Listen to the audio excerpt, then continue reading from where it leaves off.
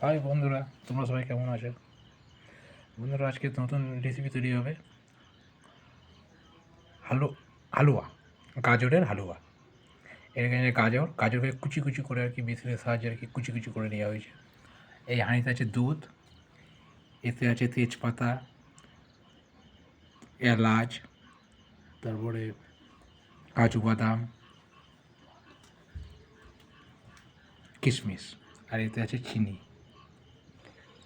এতে হালকা কড়াইয়ের মধ্যে ঘি দেওয়া হলো।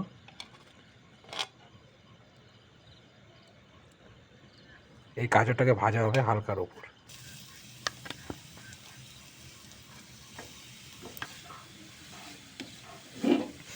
হালকা নাড়াচাড়া করে হালকার উপর ভাজা হবে। এই যে প্রায় লাড়ালাড়ি হয়ে গেছে, হালকার ওপর লাড়ালাড়িটা হয়ে গেল। এরপরে এবার দুধ ঢালা হবে।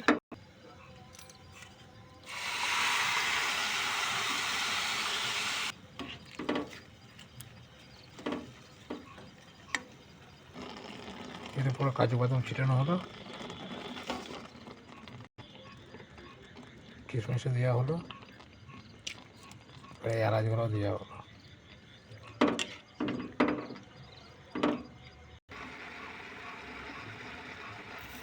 চিনি দেওয়া হলো।